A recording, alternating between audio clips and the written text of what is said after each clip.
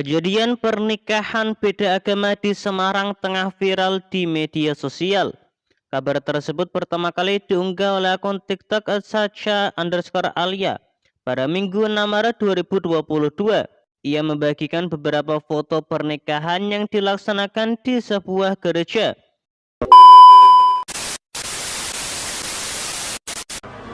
Jika seorang wanitanya adalah muslimah, maka mutlak kesepakatan para ulama ijma tidak sah menikah dengan siapapun dengan orang laki-laki yang tidak beragama Islam. Dan pernikahannya dianggap tidak sah dalam syariat, biarpun di catatan sipil sah. Dalam syariat adalah tidak sah dan hukumnya adalah zina. Hukumnya adalah zina jika seorang wanitanya adalah muslimah, lakinya adalah seorang non-muslim. Ini sudah harga yang tidak bisa ditawar kecuali oleh orang akhir zaman.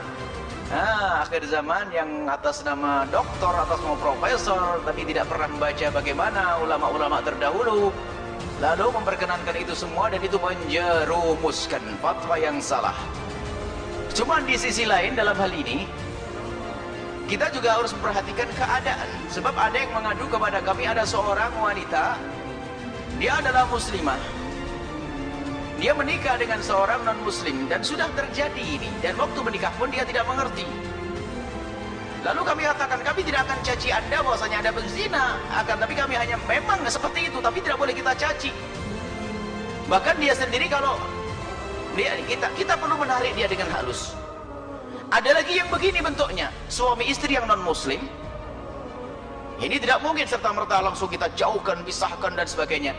Suami istri yang non muslim, tiba-tiba perempuannya, istrinya masuk Islam seperti yang ditanyakan ini.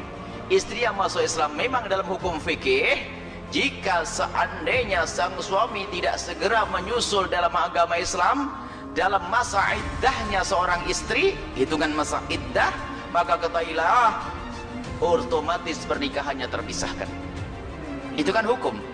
Dan wanita tersebut tidak boleh digauli oleh bekas suaminya kalau dia sudah masuk Islam. Ini kan begitu hukumnya. Cuma tidak semuanya orang mampu. Bahkan ada seorang wanita yang, saya belum berat, saya pengen masuk Islam, tapi sisi lain kalau saya pisah dengan suami saya belum bisa. Suami saya baik, cuman dia belum dapat hidayah dari Allah.